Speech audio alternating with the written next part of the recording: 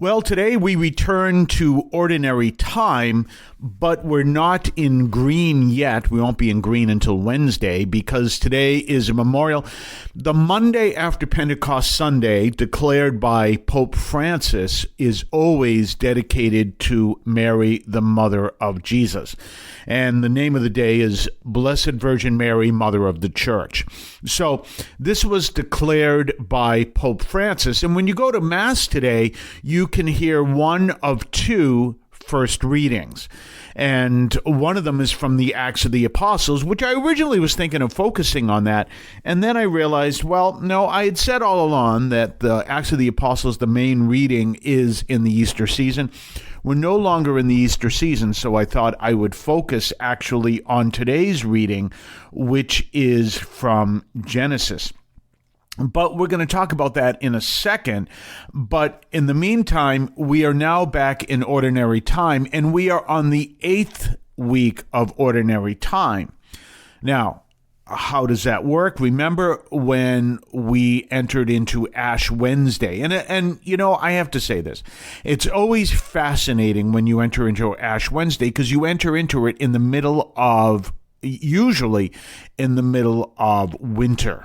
And of course, if you look back of all that we went through, including that major storm for when you were, for those of you who were a part of the storm path that hit us really bad, there was that major storm we went through. I remember I got stuck on the streets of Brockton. And one of the things they said in the aftermath of that storm, they said, well, if you shouldn't have been out, you didn't have to be out. Well, I'm a hospital chaplain. Of course I had to be out. But I think I get stuck twice, or at least once, and then stuck a second time, but I was able to get out of it. Someone mentioned they got stuck 6 times. There was a fire truck that got stuck. There was a cable truck. That it was just a miserable experience here in Brockton with the way, and it was just what had happened is the governor had declared that all streets were to be cleared and no one was to be on the street. And then she lifted statewide that instruction, but it shouldn't have been lifted in many of the cities, and Brockton being one of them, and we just had a mess. And that was one of the things we went through in Lent, the storm, the weather, the whole bit. And now all of a sudden, here we are in May. We are on Memorial Day, and we want to keep in mind our war dead on this day. And we are here recognizing Blessed Mary, Mother of the Church, in the beginning of the second ordinary time season we have every year. And this season is going to take us right until around Thanksgiving. So here we are. This is my favorite season of the year, by the way, because it's ordinary time. It's just the main season. So we're on all these changes and everything else. It's like, here we are. The shortest season, of course, is the Easter Triduum. The second shortest season is Christmas. And then we go into the longest season, which is ordinary time, which is actually 34 weeks, subtracting 7. So that brings us to 27 weeks, 7 for the weeks before that, for Ash Wednesday. And here we are on the 8th week of ordinary time. We have a choice of Acts 1:12 through 14, when all are in the upper room, or Genesis 3, 9 through 15 and verse 20. And I decided we picked Genesis 3 because we've just spent 7 weeks going through the Acts of the Apostles. So that's the reading we're going to look at. And as you know, we always go to the Catholic public domain version. We're going to be in the 3rd chapter of Genesis. And so we want to look at that, and we're going to go right down to the 9th verse. So let's start reading that, because this brings up a really important point. And the Lord God called to Abraham and said to him, "Where are you?" And he said, "I heard your voice in paradise, and I was afraid because I was naked, so I hid myself." And he said to him, "Then who told you you were naked? If you had not eaten of the tree from which I instructed you that you should not eat." And Adam said, "The woman whom you gave to me as a commandment, gave to me from the tree, and I ate. And the Lord said to the woman, why have you done this? And she responded, the serpent deceived me, and I ate. I get a kick out of that because everyone's blaming everybody else.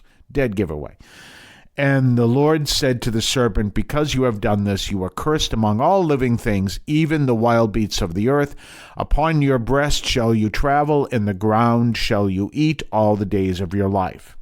And I will put enmities between you and the woman, between your offspring and her offspring. She will crush your head, and you will lie in wait for her heel.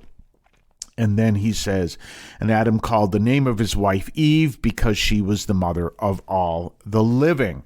And there you go. This is that powerful reading. Now, something I need to bring up. Many people take this reading as a sign that women are cursed. There's even a priest out there who preached that women have to be controlled.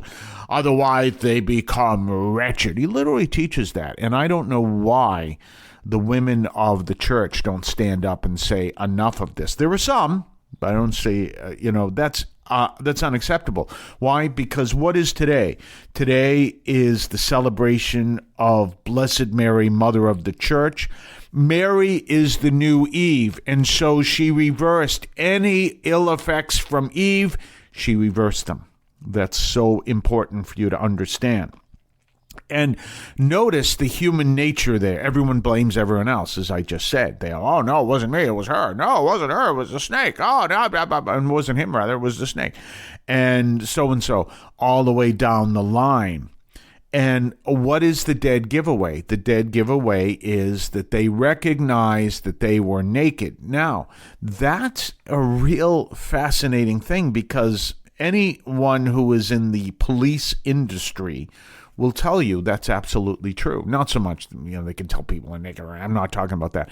But, one of my favorite examples of this is there was a Navy chief. This is many years ago when I was in the Navy, and they found out he was dealing drugs. Now, how did they find out he was dealing drugs? Well, the Naval Investigative Service was investigating something to do with this chief. And what it is, he was living well beyond his means.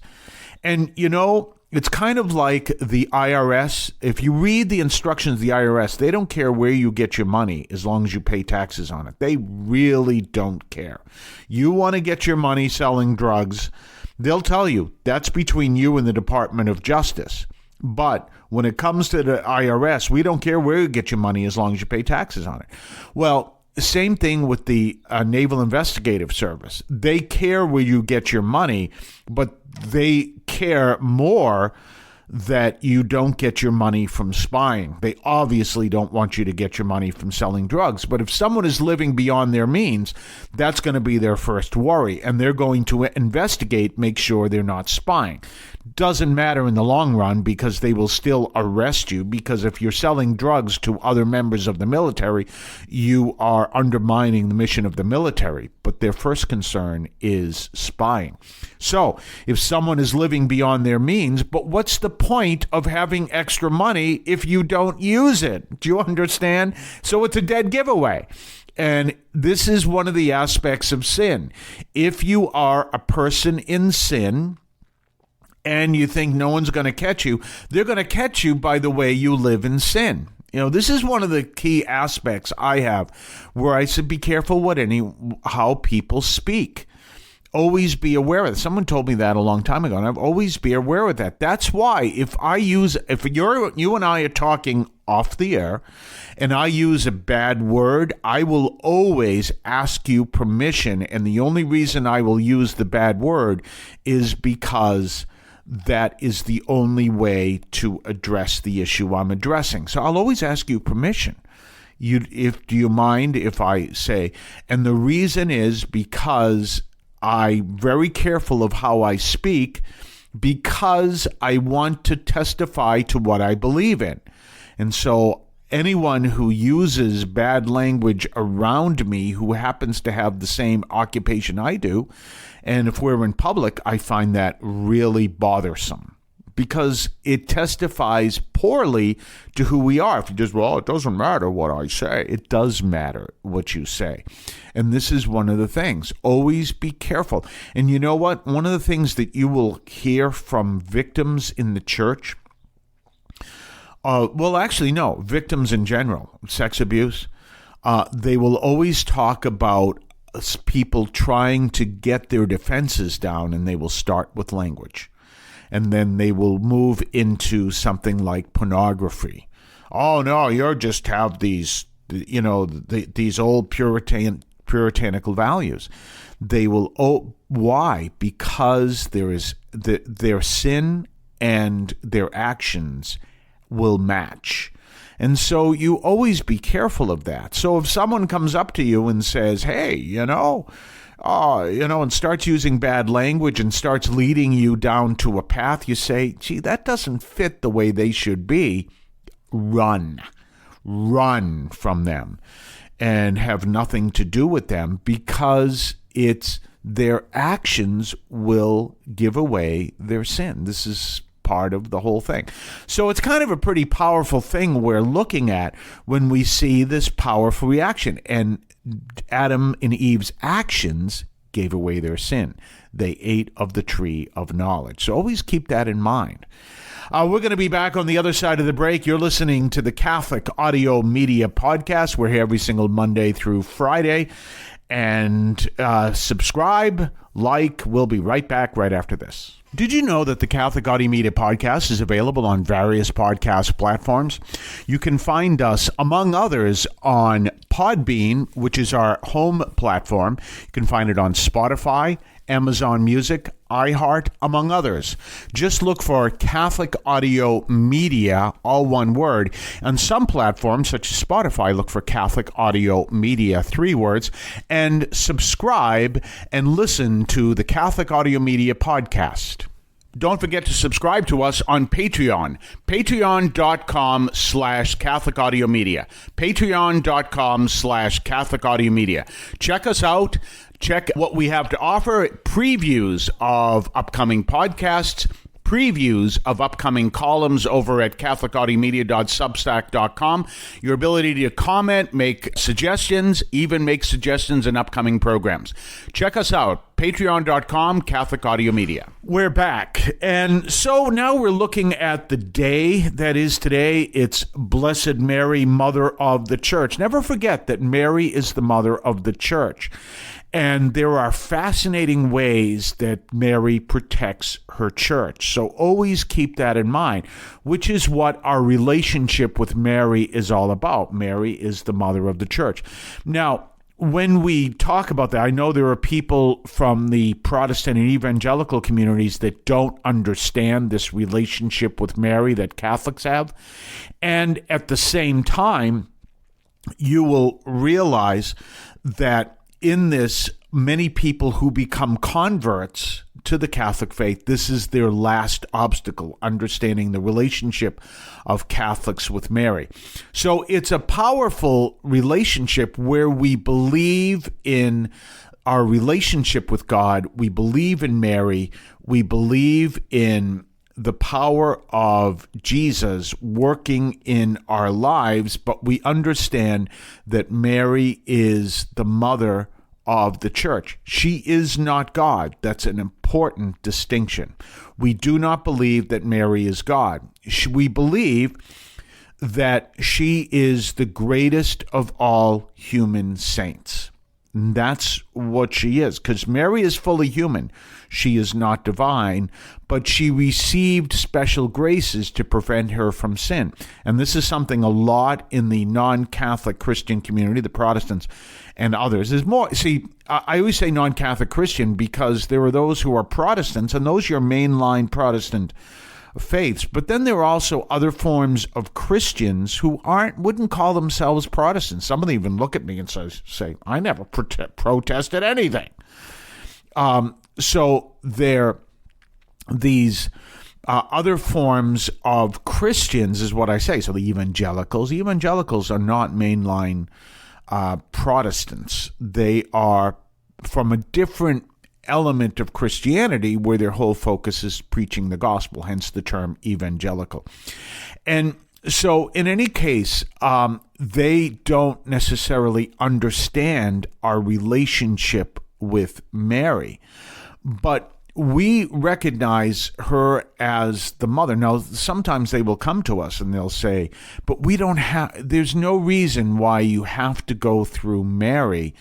You can pray directly to Jesus, and Jesus intercedes for us to the Father. That's true. Catholics believe that too. But did you ever ask someone to pray for you? That's the same understanding. I mean, people do that all the time as Catholics, by the way, because people will recognize someone as a friend of the Catholics. They'll recognize someone as someone as a friend of the priest, and they'll say, hey, could you ask? Instead of, they just say, hey, could you ask the Father if we can do this, that, and the other thing in the parish? And, I know when people have done that to me, it says, why don't they just come to me directly? But it's that reality that Mary does have a special role in protecting the church, in guiding the church. That's why we have this relationship with Mary. But it doesn't interfere with our relationship with Jesus and the entire Trinity. A good example of this, and this is something that is very common, is don't forget when the fire happened at Notre Dame Cathedral, and you all know that Notre Dame means Our Lady. Notre Dame Cathedral, I suppose that's Notre Dame Cathedral. And they had to close the cathedral. Where did everyone go? They went to the Sacred Heart Church. Mary always points to Jesus. And I looked at that and said, that is absolutely fascinating.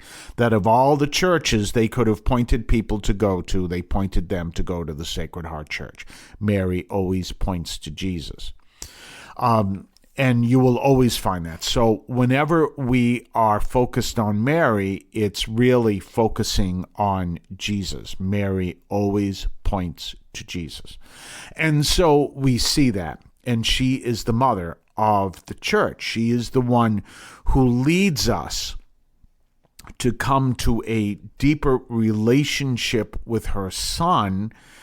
And she protects the church. And I've seen that in so many ways. There's some ways I can't necessarily even list. There were so many of them. But there was a point where went on for several years, an attempt to stage a coup of our Catholic Church. And we were fascinated because we were fighting against this coup. And it's a long story. You'd have to look into it. But there was an attempted coup back about 25 years ago. And what we found is every Marian feast day, we would get another clue of who was behind this attempt to stage a coup of our church. It was fascinating, and all these little clues would come together. And so we discovered that. We realized that. We saw who it is. And you know what? What's killing me is people are asking questions of like the way our country is so divided, and they're asking questions of like, how is our country? How did this happen? The whole bit. And you see, before the people who tried to stage a coup of our country, they tried to stage a coup of our church. So we knew all along. We know. Oh, yeah. And we warned. We said, you're going to watch. These people are coming after the church, and then they're going to go after the country. And now people are like, did you know? We just found out. Really? If you listened to us 25 years ago, you would know. And it was Marian feast days that really gave us some great, powerful insights. So always keep that in mind. Mary is protecting the church, and she is the mother of the church, and she really is. And she always, like the church, leads us to Jesus. Remember, it's not, if we looked at Mary as God, then we would be focused on Mary, and that would be the end of it. But that is a heresy. It's called Mariolatry, which is the combination of the words Mary and idolatry. Mariolatry. We don't believe in Mariolatry. We believe in focusing on Mary to lead us closer to Jesus. That's what it is. And people will say, well, I don't need to go to Mary in order to find Jesus. You're absolutely right. No, you don't. And that's true. But that is one route you can take, so to speak. So keep that in mind. And so we as Catholics believe in the rosary, and we believe in prayer, and we believe in having a relationship with Mary and everything else. But we do not look upon Mary as God. We look upon her as the greatest of all saints. Do you understand? And that becomes very powerful because Mary is the mother of God. She is the mother of the church. And we look at the church as mother, not as, so we look at it as she, as her, not as it. Some people now, when they describe the church did this and it is that. No, the church did this and the church, and she is that. It's feminine because we look at Mary as the mother of the church and we look at church as mother. And we understand that in that way, but all of us leads to Christ. And by the way, who is the church? The church is the people of God. So all those who are baptized Catholics are part of the church. And there you go. And we recognize that. So that brings up our relationship with Mary. That's why Catholics are very much into the rosary. That's why Catholics are very much into Marian feast days. And I told you how important those are. And that's why Catholics are very much into that whole reality of being rooted in Christ by also understanding our relationship with Mary. But everything leads to the Father. If it stops at Mary, it's a sin. And Mary is the new Eve. So anyone who says women are cursed because of Eve, that's a lie. Call it what it is. It's a lie. Women need to be controlled. They need to submit. That's a lie. Mary reversed all that because Mary reversed Eve. And that's why it's so important to understand that Mary is sinless. Why? Because that way she became the reverse of Eve. Through Eve, sin entered the world. Through Mary, redemption and salvation entered the world. So we see those two things. Extremely important to understand that. We're going to be back on the other side of the break. You're listening to the Catholic Audio Media Podcast. We're here. Subscribe, like. We'll be right back. Snakes, zombies, sharks, heights, speaking in public. The list of fears is endless. But while you're clutching your blanket in the dark, wondering if the sound in the hall was actually a footstep, the real danger is in your hand when you're behind the wheel. And while you might think a great white shark is scary, what's really terrifying and even deadly is distracted driving. Eyes forward. Don't drive distracted. Brought to you by NHTSA and the Ad Council. Don't forget to subscribe to us on Patreon. Patreon.com/Catholic Audio Media. Patreon.com/Catholic Audio Media. Check us out.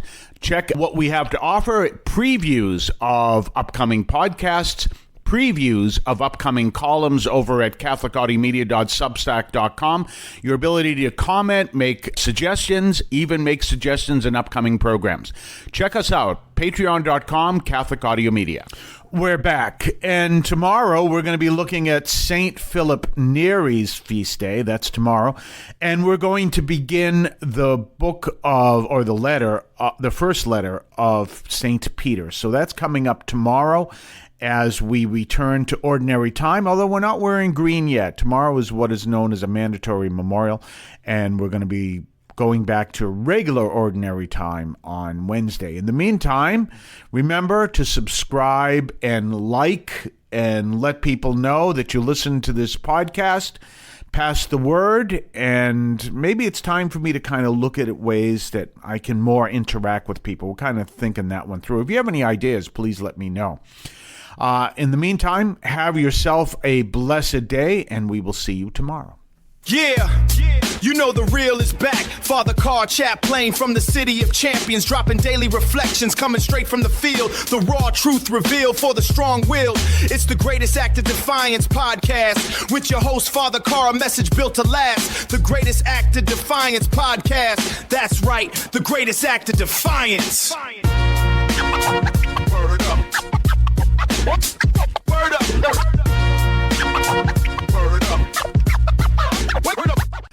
Catholic teaching in this podcast is reflected and presented as accurately as possible. The opinions expressed are those of the participants and do not necessarily reflect those of the Archdiocese of Boston or any other institution.